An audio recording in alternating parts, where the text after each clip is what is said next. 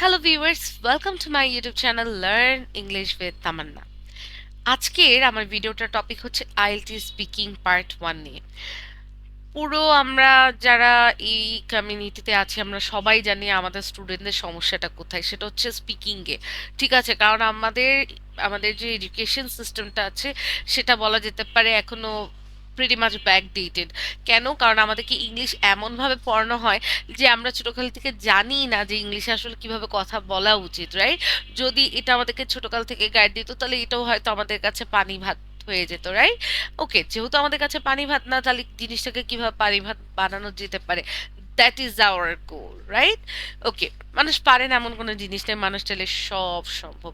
But তার জন্য দরকার আপনার ডেডিকেশন, ঠিক আছে? প্র্যাকটিস ছাড়া কখনো কোনো কিছু অ্যাচিভ করা যায় না। There is no shortcut to IELTS, ঠিক আছে? এবং অনেকে ভাবে যে আমি এতগুলো স্যাম্পল আনসার পড়বো, আমি ক্র্যাক করে ফেলতে পারবো স্পিকিং টেস্টটা। No, it's not that easy as you are thinking, ঠিক আছে? আপনাকে অবশ্যই এই মেন্টালিটি থেকে বের হয়ে আসতে হবে। স্যাম্পল আনসার, তাও আবার সেটা কমন পড়বে, ঠিক আছে? আহ, এই ভ্রান্ত ধারণা, এই রং প্র্যাকটিসের কারণে আপনি এতবার অ্যাটেম্প্ট করেও আপনি আপনার এক্সপেক্টেড ব্যান্ড স্কোর পাচ্ছেন না। তো এখন কিভাবে এই জিনিসটা থেকে ওভারকাম করা যায়? প্রথমত, আপনাকে অবশ্যই একটা মেন্টালিটি ডেভেলপ করতে হবে যে নিজের আনসার নিজে দেওয়ার মেন্টালিটি, ঠিক আছে? কারো কপিড আনসার না, কোনো মেমোরাইজড আনসার না, কোনো স্যাম্পলের আনসার না, পুরোটাই নিজের ফ্রেশ একটা আনসার। এবং খুব, আপনি যদি চান খুব সহজেই সেটা বিল্ড আপ করতে পারেন। দেখেন, এখানে আপনাকে কয়েকটা জিনিস মাথায় রাখতে হবে। সেটা কি? সেটা হচ্ছে ফার্স্ট অফ অল হচ্ছে টেন্স। ঠিক আছে, টেন্স টেন্স জিনিসটা হচ্ছে কি, ধরেন আপনাকে কোন কোয়েশ্চেনে কোন টেন্স ইউজ করতে হবে, এটা কিন্তু একটা কমন প্র্যাকটিস আপনি নিতে পারেন। যেমন আপনি স্পিকিং পার্ট ওয়ানের কথাই যে দেখেন, আমাদের প্রথম কোয়েশ্চেনটা ওয়ের আর ইউ ফ্রম, আপনি কোথা থেকে এসেছেন, রাইট? তো এই যে আপনি কোথা থেকে এসেছেন, বা do you live in a house or a flat, আপনি কি একটা হাউসে থাকেন নাকি আপনি একটা ফ্ল্যাটে থাকেন? এই যে কোয়েশ্চেনটা আপনাকে কিসে করেছে, রাইট? সিম্পল প্রেজেন্ট টেন্সে করেছে। সো আপনার আনসার কিসে হওয়া উচিত? সিম্পল প্রেজেন্ট টেন্সই হওয়া উচিত। এখন সিম্পল প্রেজেন্ট টেন্সে বলতে কেউ অমন কিছু লাগে, কি লাগে? আপনার নর্মাল কি লাগে জিনিসগুলো? আপনার লাগবে হচ্ছে আপনার সাবজেক্ট, রাইট? সাবজেক্ট, তারপর আপনি কি যোগ করবেন? ভার্ব যোগ করবেন, ঠিক আছে? ভার্বটা কোন ফর্মে হতে হবে? অবশ্যই ভি ওয়ান ফরম্যাটে, ঠিক আছে? ভি ওয়ান ফরম্যাট মানে কি, আমাদের যে প্রেজেন্ট ফর্মে আমাদের ভার্বের তিনটা ফর্ম থাকে, রাইট? একটা হচ্ছে V one, V two, V three. V one means present form বা বেস ফর্ম, ভি টু মানে কি পাস্ট ফর্ম, আর ভি থ্রি কি পাস্ট পার্টিসিপাল ফর্ম। ভি ওয়ানের কাজগুলো কোথায় লাগে? যে কোনো ধরনের আপনি প্রেজেন্টে কথা বলবেন, ভি ওয়ান লাগবে। পাস্টে কথা বলবেন, ভি টু লাগবে। আর পাস্ট পার্টিসিপলটার কাজ কি? শুধুমাত্র পারফেক্ট টেন্সগুলোতেই লাগে, এছাড়া ওর আর কোথাও কোনো কাজ নাই। হ্যাঁ, প্যাসিভে যদি আপনি বলতে চান বা লিখতে চান, অন দ্যাট কেস পাস্ট পার্টিসিপলটা আমাদের প্রয়োজন পড়ে, রাইট? আচ্ছা, এখন একটা সেন্টেন্স বিল্ড আপ করতে আসলে লাগেটা কি? সাবজেক্ট প্লাস ভার্ব, তারপর কি? Object. That's it. Object means remaining part of the sentence. আপনার এতটুকু ঠিক, এই যে আপনার মেইন যে জিনিসটা, এটা হচ্ছে এই যে এতটুকু, এতটুকু ঠিক, তার মানে কি বাকি সব ঠিক, ঠিক আছে? এখানে ভুল, পুরোটাই ভুল। হ্যাঁ, এখন অবজেক্টটা কিভাবে বিল্ড আপ হয়? এই অবজেক্টটা চাইলেই সহজে বিল্ড আপ হয় না। এটাকে ডেভেলপ করার জন্য আপনার বিভিন্ন রকমের প্রিপোজিশনের ইউজ হয়, ঠিক আছে? বিভিন্ন প্রিপোজিশন, বিভিন্ন আর্টিকেল যুক্ত হয়ে দেন আমাদের একটা প্রপার সেন্টেন্স গঠিত হয়, ঠিক আছে? এখন এইটা কিন্তু আমি ছোটকাল থেকে পড়ে এসেছি, সব জায়গায় পড়ছি, বাট তারপর আমাদের কোয়েশ্চেন থাকে যে আমরা কেন পারছি না। তার কারণ হচ্ছে আপনি প্র্যাকটিস করেন না। আপনি যদি প্র্যাকটিস না করেন, আপনাকে যদি হার্ভার্ডে যেও যদি ইংলিশ পড়ানো হয়, আপনি কখনোই পারবেন না, ঠিক আছে? এটা আপনাকে অ্যাডমিট করতেই হবে। আপনি প্র্যাকটিস করবেন, আপনি ফল পাবেন। আপনি প্র্যাকটিস করবেন না, আপনি ফল ভোগের আশা করবেন না, ঠিক আছে? এটাই। তো প্র্যাকটিস করবেন যে কোথায় কি হচ্ছে। এবং আরেকটা জিনিস আমি রেকমেন্ড করতে চাই, যারা আপনারা স্পিকিং প্র্যাকটিস করছেন তারা নিজের রেকর্ডিং নিজে শুনতে পারেন। মানে আপনি নিজেকে নিজে প্রশ্ন করেন, নিজে উত্তর দেন, সেটা আপনি রেকর্ড করেন। রেকর্ড করে দেন আপনারা সেটাকে শোনার ট্রাই করেন। আপনি দেখবেন যে আপনার ভুলগুলো কোথায় হচ্ছে, কেন হচ্ছে, কি কি জায়গায় প্রবলেম হচ্ছে, আপনি নিজেই বুঝতে পারবেন, ঠিক আছে? স্পিকিংয়ে আসলে আম, আপনি যত এক্সপেন্সিভ কোর্সই করেন না কেন, আপনার নিজের ডেডিকেশন না থাকলে আপনি কারো থেকে ডিমান্ড করতে পারবেন না যে আমার ব্যান্ড স্কোর কেন কম আসছে, ঠিক আছে? It it is all depending on you. তো ওই যে ফেসবুকে বরাবর স্ট্যাটাস না লিখে যে আমার স্পিকিং টেস্ট খারাপ হয়েছে, you should focus on your basics. ঠিক আছে? ওকে, এখন কিভাবে আনসারগুলো, আমাদের একটা আরেকটা বিগেস্ট প্রবলেম থাকে। আমরা মানে মূলত আজকে ভিডিওটা হচ্ছে আমার আইডিয়া জেনারেশন নিয়ে, যে কিভাবে আপনি আইডিয়াটা ডেভেলপ করবেন। ঠিক আছে? তো আইডিয়া ডেভেলপমেন্টের যে ব্যাপারটা, দেখেন আইডিয়া তখনই আসবে যখন মাথার মধ্যে ইনফরমেশন আছে। মাথার মধ্যে ইনফরমেশন নেই, দ্যাট মিনস জিরো। ঠিক আছে? এখন কিভাবে ইনফরমেশনটা নেবেন, এই যে আমি একটা ভিডিও বানাচ্ছি, আমি এখন কোয়েশ্চেনগুলো নিয়ে ডিসকাস করব। আরও যারা এরকম ইনস্ট্রাক্টর আছেন তাদের তাদের ভিডিওগুলো শুনেন, সেখান থেকে আইডিয়া নেন, শুনেন। ঠিক আছে? কোনো কিছু পারেন না, চ্যাট জিপিটিতে যান, গুগল করেন, take ideas as much as you can. দেখবেন এই জিনিসগুলো আপনার মাথার মধ্যে ঘুরতে থাকবে। তো যখন আপনি প্র্যাকটিস করবেন, দেন আপনি আপনার আহ, মানে যেহেতু এটা part 1, so this all answers should be based on your experiences. ঠিক আছে? অন্যের মেমোরাইজ করা আনসার দিলে এক্সামিনাররাও বুঝে যায় যে এটা একটা মেমোরাইজড আনসার। ঠিক আছে? কারণ দেখেন, আপনি যখন আপনার থটসগুলো পার্ট 1-এ শেয়ার করবেন, বা about your upbringing, about your way of accommodation, ঠিক আছে, ওগুলো কিন্তু পরবর্তী যে আনসারগুলো মানে কোয়েশ্চেনগুলো করা হবে, সেখানে যখন দেখবে যে কোনো মিল নেই, they can easily know that this is a memorized answer. ঠিক আছে? তো এত বেশি মানে শার্প বা স্মার্ট হওয়া দরকার নেই, যেখানে যতটুকু প্রয়োজন স্মার্ট হওয়া অতটুকু হলেই আপনি আইএলটিএস স্পিকিং ক্র্যাক করতে পারবেন। Okay, so now we are starting our main session. Okay, let's go. দেখেন এখানে আমাদের প্রথম কোয়েশ্চেনটা কি বলেছে, ওয়ের আর ইউ ফ্রম। দেখেন আমি ডিরেক্ট সিম্পলি বলেছি, কি বলেছি, I am from Dhaka which is the capital of Bangladesh. দেখেন, যেহেতু এটা আমার স্পিকিং টেস্ট, আমি ঢাকা বলেই ক্ষান্ত হইনি। আমি কি করেছি, আমি একটা ইনফরমেশন যোগ করে দিয়েছি যে আমি ঢাকায় থাকি, যেটা কিনা বাংলাদেশের একটা রাজধানী। ঠিক আছে? তারপর আমি বললাম যে জায়গাটা কেমন, যেহেতু আমার স্পিকিং টেস্ট, আমি অল্প একটু বলে কি শেষ করে দিতে পারি না? পারি কি না? পারি না। তাহলে আমি কি করলাম, আমি একটু আরেকটু যোগ করলাম যে এটা আসলে কেমন এই সিটিটা। আমি বললাম it's quite a hectic city, but I enjoy living there because it offers many facilities and opportunities. আমি আমার একটা থটও যুক্ত করে দিলাম, রাইট? যে আমি ওই জায়গায় থাকতে বেশ পছন্দ করি, কারণ এখানে অনেক ফ্যাসিলিটিস অ্যান্ড অপরচুনিটিস আছে, দ্যাটস ইট।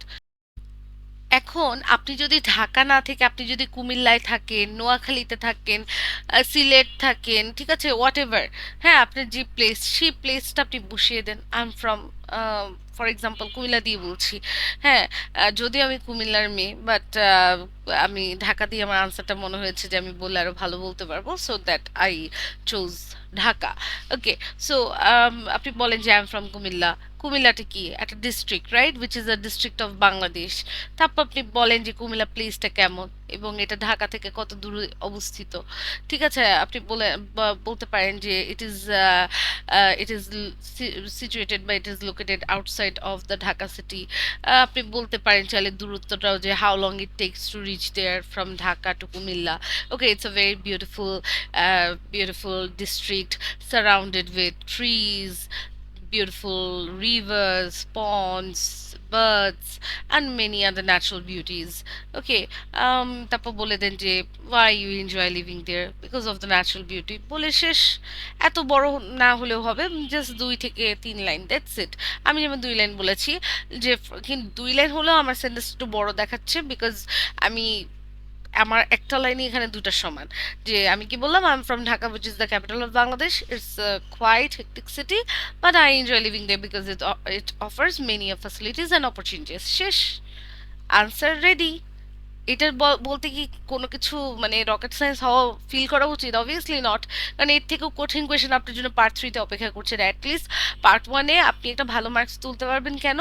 কারণ আপনাকে নিয়ে প্রশ্ন করা হচ্ছে, এখানে আপনার কোনো বানোয়াট কিছু বলা যাবে না।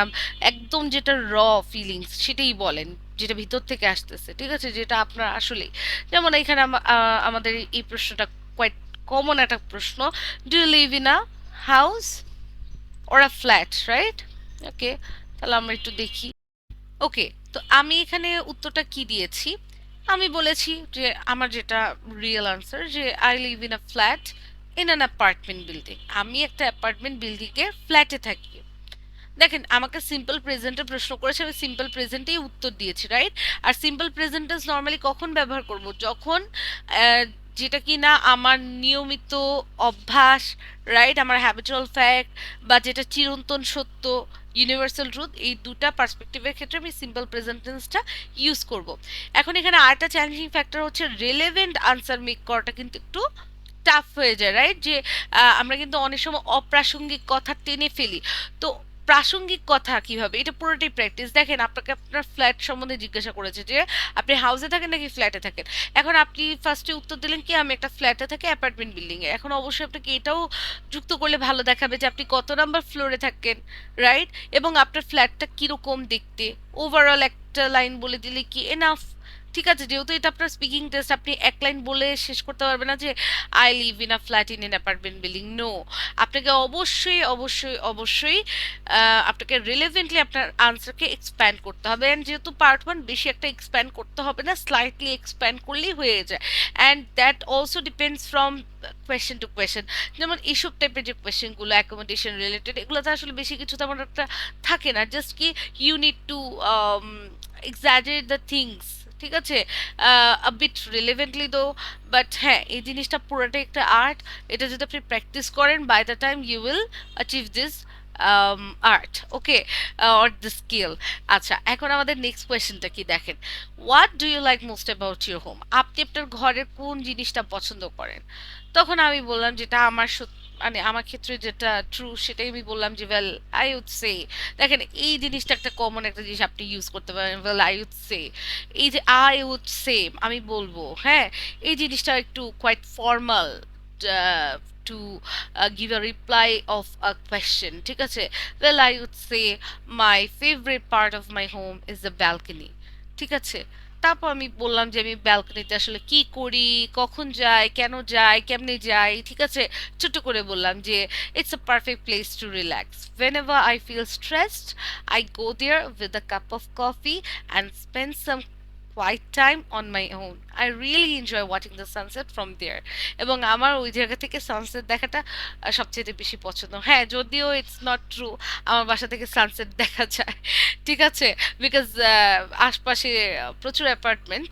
হ্যাঁ, তো সানসেট দেখতে পারি না, বাট বলতে সমস্যা কি, রাইট? হ্যাঁ, it's all about generating the ideas. এবং শুধু কি বললেই কি হলো না, অবশ্যই ফিল করে বলতে হবে। আপনি যা বলবেন এটা যেন আপনার প্রত্যেকটা কথা যেন আপনার মনের অন্তঃস্থল থেকে যেন বের হয়ে আসে, এমন ভাবে আপনাকে বলতে হবে। ঠিক আছে, আপনাকে অবশ্যই একটা কি বলবো, জলি মুডে বলার মতো অভ্যাস রাখতে হবে। ঠিক আছে, whenever you are answering examiner, উনি উনি কোনো বাঘ ভাল্লুক না যে আপনার ওনাকে ভয় পেতে হবে। Be confident, okay? কনফিডেন্স একমাত্র কি যেটার মাধ্যমে আপনি আপনার কি 50% প্রবলেম স্পিকিং টেস্টে সলভ করে আসতে পারবেন। ঠিক আছে, ওকে। নেক্সট কোয়েশ্চেনটা দেখেন, in your home town do most people live in houses or apartments? তো যেটা সত্য আমার কাছে মনে হয়েছে সেটাই বললাম যে yes, most people in my home town live in apartments because they are more convenient, affordable, and they have all modern facilities available which make life easier. তো আমি বললাম যে আমাদের এখনকারের মানে আমার হোম টাউনের মানুষগুলো তারা এখন অ্যাপার্টমেন্টেই বেশি থাকে, কারণ এটা তার মানে অ্যাপার্টমেন্টগুলো এখন বেশি কনভিনিয়েন্ট, অ্যাফোর্ডেবল, ঠিক না? তারপর হচ্ছে এটার মধ্যে সব রকমের মডার্ন ফ্যাসিলিটিস আছে যেটা লাইফটাকে আসলে সহজ করে ফেলে। এবং এটা কোয়াইট ট্রু যে এখন কিন্তু মানুষ নর্মাল বাসা বাড়ি ছেড়ে অ্যাপার্টমেন্টের ফ্ল্যাটগুলোতে তারা তাদের অ্যাকোমোডেশন এর ব্যবস্থা করছে, কারণ ওখানের মধ্যে সব তারা পাচ্ছে যেটা একটা বাসা বিল্ডিং এ তারা পাচ্ছে না। সো এই জিনিসটা আমার যেটা পার্সপেক্টিভ আমি সেটাই তুলে ধরেছি। এবং দেখেন, আমি কিন্তু টেন্স ইউজ করেছি কি সিম্পল প্রেজেন্ট টেন্সে, ঠিক আছে, কারণ আমাকে কোনো অতীতের জিনিস জিজ্ঞাসা করা হয়নি, তো আমার পাস্ট লাগছে না। আর পাস্ট পার্টিসিপল তো এখানে লাগছেই না, কারণ আমাকে ওইভাবে প্রশ্ন করা হয়নি যে আমাকে পার্টিসিপল লাগবে। Participle is connected with perfect sentence only. ঠিক আছে, আপনার মেজরিটি যে স্পিকিং এর যে টেন্স ইউজটা সেটা কিন্তু আপনার সিম্পল প্রেজেন্ট টেন্সই বলা যায়। কারণ দেখেন, পার্ট ওয়ানে আপনার লাইকিং ডিসলাইকিং, এই যে লাইকিং ডিসলাইকিং এটা কিসের সাথে সম্পৃক্ত? এটা আপনার সম্পৃক্ত হচ্ছে আপনার হ্যাবিচুয়াল ফ্যাক্টসের সাথে, বা ইউনিভার্সাল ট্রুথও অনেক ক্ষেত্রে বলা যেতে পারে। ঠিক আছে, তো হ্যাবিচুয়াল ফ্যাক্ট বা ইউনিভার্সাল ট্রুথ বলতে কি লাগবে? সিম্পল প্রেজেন্ট টেন্স লাগবে। হ্যাঁ, কিউ কার্ডে আপনাকে পাস্টের প্রয়োজন হতে পারে, কারণ কিউ কার্ডে আবার আমাদের যে জিনিসগুলো প্রশ্ন করা হয় সেগুলো কি পাস্ট রিলেটেড, অতীত রিলেটেড, হ্যাঁ, কোন একটা ইভেন্ট যেটা আমি অলরেডি কি এক্সপিরিয়েন্স করেছি এরকম, বা কোন একটা অভিজ্ঞতা যেটা আমার সাথে হয়ে গিয়েছে। তো এগুলো বর্ণনা করার জন্য আপনার পাস্ট লাগবে। তার মানে কি কিউ কার্ডে আপনার লাগবে কি পাস্ট টেন্স। আর আহ, যেটা হচ্ছে পার্ট থ্রিতেও আবার simple present tense, because you are sharing your opinion and views, and আপনার opinion and views obviously yes, you have to always express in simple present tense. ঠিক আছে? ওকে, এখন দেখেন এখানে যে কোয়েশ্চেনটা, দেখেন এটা কিন্তু আমার পারফেক্টে আমাকে কোয়েশ্চেন করা হয়েছে, has the type of housing in your home town changed over time. মানে এই যে আপনার যে হোম টাউনে হাউজিং এর যে ধরনটা সেটা কি পরিবর্তন হয়েছে? পরিবর্তনটা কি হয়েছে? পারফেক্টের প্রশ্ন করেছে, যে দেখেন হ্যাজ দিয়ে কি বোঝাই যাচ্ছে এটা একটা কি আমাকে প্রেজেন্ট পারফেক্ট টেন্সে প্রশ্ন করেছে। তো আমিও প্রেজেন্ট পারফেক্টই উত্তর দিলাম যে ইয়েস ইট হ্যাজ চেঞ্জ, মানে কি আসলেই পরিবর্তন হয়েছে quite a lot over time, এবং এখানে যে চেঞ্জটা বেশ চেঞ্জ হয়েছে কয়েক বছরে, রাইট, ইন দ্য পাস্ট। এবং আমি বললাম যে কিভাবে চেঞ্জ হলো, বা আসলে কি চেঞ্জেসটা লক্ষণীয়। বললাম যে in the past people prefer simple housing, অতীত মানে এটা আমার থিঙ্কিং, আমার থিঙ্কিং আপনার সাথে যে মিলবে এটা কোনো বাধ্যবাধকতা নেই। আপনার কাছে যদি এই মানে অন্য ধরনের আইডিয়া থাকে তাহলে আপনি সেটা বলেন। ঠিক আছে? আমি যেমন মনে করি যে আগের কালের মানুষরা কি একটা সিম্পল হাউজিং কি প্রেফার করতো, কিন্তু এখনকার মানুষরা কি করে, একটু মডার্ন অ্যান্ড স্পেশিয়াস অ্যাপার্টমেন্ট কি চুজ করে, কারণ সেটাতে তারা মনে করে তারা আরো বেশি সেফটি সিকিউরিটি, তারপর হচ্ছে এডিশনাল ফ্যাসিলিটিস লাইক পার্কিং, তারপর হচ্ছে প্রপার ওয়েস্ট ডিসপোজাল সিস্টেম, সেগুলো সুবিধা পাবে। হ্যাঁ, এখানে যেমন দেখেন আমি কিন্তু কম্প্যারিজনটা নিয়ে এসেছি, যেহেতু আমাকে জিজ্ঞাসা করা হয়েছে কি যে আসলে কি পরিবর্তন হয়েছে, পরিবর্তন হয়েছে, কি পরিবর্তন হয়েছে, কেমনে পরিবর্তন হয়েছে, কিভাবে পরিবর্তন হয়েছে, এটা কিন্তু আমি আমার রিলেভেন্ট আইডিয়াকে এক্সপ্যান্ডের জন্য ইউজ করতে পারি, ঠিক না? তো আমি সেটাই করেছি। আমি বলেছি যে হ্যাঁ, অনেক পরিবর্তন হয়েছে গত কয়েক বছরে, যে আগের কালের মানুষগুলো কি সিম্পল হাউজিং প্রেফার করতো, but now they tend to choose more modern and spacious apartments because they offer better safety security. কারণ কি তারা মানে আরো ভালো কি সেফটি সিকিউরিটি প্রোভাইড করতে পারে। এডিশনাল ফ্যাসিলিটিস বলে কিন্তু আমি এক্সাম্পলও দিয়ে দিয়েছি, parking and proper waste disposal system. ঠিক আছে? That's it. আপনি যদি পার্ট ওয়ানেও এক্সাম্পল সেট করতে পারেন দ্যাট ইজ ভেরি গুড। ঠিক আছে? কোনো বাধ্যবাধকতা নাই যে আপনি এটা করতে পারবেন কি পারবেন না। আপনার ফ্লুয়েন্সি, আপনার প্রোনাউন্সিয়েশন ডেভেলপমেন্ট করার জন্য যা যা লাগে সব অ্যাপ্লাই করতে হবে। ঠিক আছে? ওকে, নেক্সট কোয়েশ্চেন কি, ওয়ের ডু ইউ লিভ, আপনি কোথায় থাকেন? ওই সিমিলার প্রশ্নই, যে ওয়ের আর ইউ ফ্রম এর সাথে কি আমি এটাকে, সরি আমার এখানে একটা টাইপিং মিস্টেক হয়ে গিয়েছে, তো ডাব্লিউটা মেবি মুছে গিয়েছে। ওকে, সো এই যে দেখেন আমি সিমিলার জিনিসটাই আমি এখানে কপি করে বসিয়ে দিয়েছি, কারণ আমার কাছে এটা সিমিলার লেগেছে। ওয়ের ডু ইউ লিভ, জাস্ট আমি বললাম যে যে ওখানে যদি আমি বলেছিলাম আই এম ফ্রম, ঠিক আছে, ওখানে আমি বলেছিলাম আই এম ফ্রম, বাট এখানে আমাকে যেহেতু প্রশ্ন করেছে কি ওয়ের ডু ইউ লিভ, তো আমি আই লিভ দিয়ে আনসারটা দিয়েছি যে I live in Dhaka which is the capital of Bangladesh, it's quite a hectic city, blah blah blah. ঠিক আছে? ওকে, নেক্সট কি, নেক্সট নেক্সট প্রশ্নটা হচ্ছে what what do you like most about living there, আপনার ওখানে থাকার ক্ষেত্রে কোন জিনিসটা বেশি ভালো লাগে? তো আমার কাছে যদিও এই অ্যান্সারটা মনে হয়েছে যে এটা আমার মন থেকে আসে নাই, বাট স্টিল বলা দরকার, বলতে হবে। আপনার কাছে যদি এরকম কোনো স্পেসিফিক জিনিস থাকে যেটা মনে হয় যে ওই জায়গার স্পেশালিটি, আপনি চাইলে সেটা বলতে পারেন, about food, about culture, about places, whatever it makes you happy, or what do you like most about living there, আপনি আপনার মতো করে বলতে পারেন। আমি এখানে বলেছি ওয়েল আই উড সে, দেখেন আমি কিন্তু এই যে আই উড সে, দেখেছেন এখানে একবার বললাম, এখানে একবার বললাম, দেখেছেন? তো এই জিনিসটা মোটামুটি একটা ফর্মাল ওয়েতে রিপ্লাই ক্ষেত্রে আপনি আই উড সেটা মোটামুটি ইউজ করতে পারবেন। ঠিক আছে? আবার সব বার ইউজ করবেন না, কারণ বারবার যদি ইউজ করেন দ্যাট মে সাউন্ড অকওয়ার্ড। ঠিক আছে? তো অকওয়ার্ড হতে দেওয়া যাবে না। ঠিক আছে? এমন কোনো জিনিস করা যাবে না যেটা বারবার কানে বাজবে। তো আমি বললাম যে well I would say the thing I like most about living in Dhaka is the people. People here are very warm and friendly. দেখেন আমার কিন্তু এগুলো সিম্পল সেন্টেন্স, আমি কিন্তু কোনো রকমের কি সেন্টেন্সগুলোকে এক্সাজারেট করিনি, ঠিক আছে? সিম্পল, যে এখানে মানুষ খুব ওয়ার্ম অ্যান্ড ফ্রেন্ডলি হয়। I often feel supported by my neighbours and friends even though the city is very quite and busy and crowded, the kindness of people makes it feel like home. শেষ, ঠিক আছে?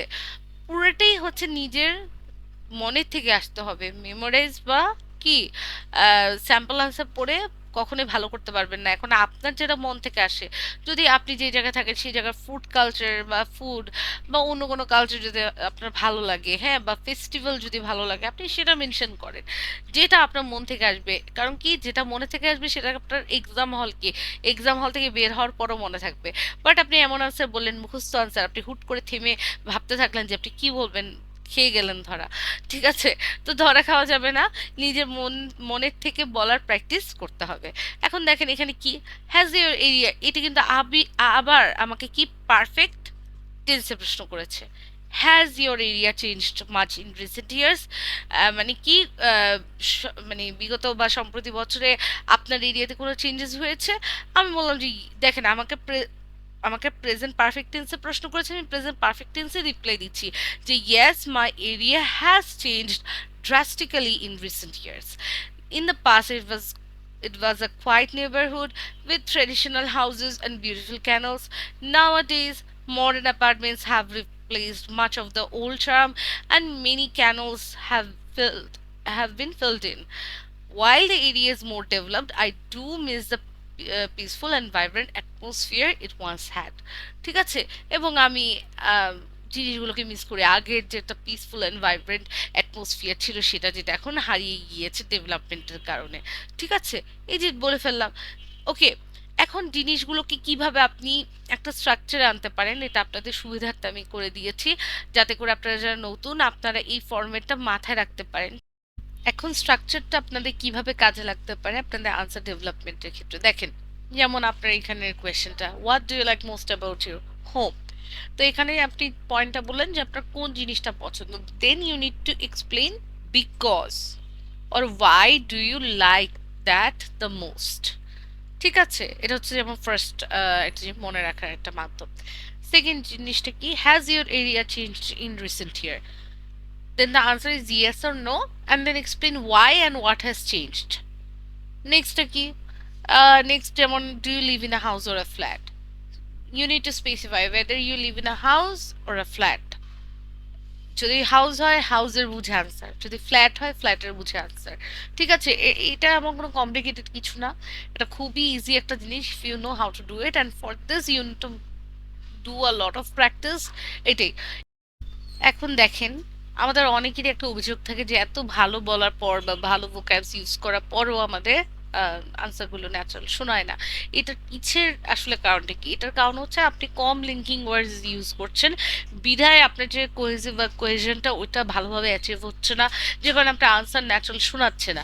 যেমন আপনি যেমন home, তারপর হচ্ছে in short বললাম যে অ্যাকোমোডেশন বা এরিয়া বা নেইবারহুড রিলেটেড আপনি কথা বলার সময় কি কি জিনিস বা কি কি লিঙ্কিং ওয়ার্ড আপনি ইউজ করতে পারেন অ্যাজ ইউ কোহেসিভ ডিভাইস।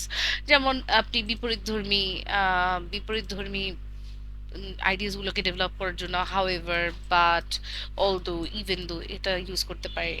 তারপর হচ্ছে এডিশন বেস লিঙ্কিং ওয়ার্ডের জন্য also, moreover, in addition এটা ইউজ করতে পারেন।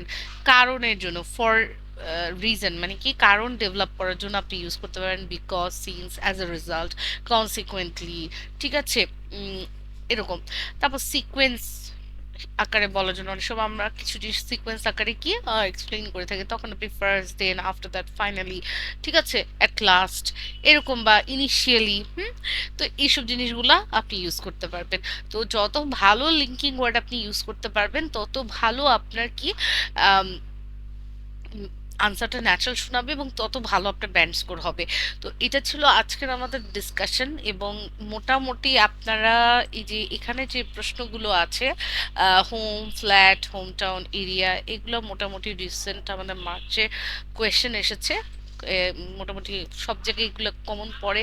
আমাদের স্পিকিং টেস্টের শুরুতে আমাদের অ্যাকোমোডেশন, যেটার মধ্যে home, flats, home town area, neighbourhood এগুলো থাকে, এগুলো নিয়ে কিন্তু কোয়েশ্চেন আসে, আমরা কিন্তু জানি।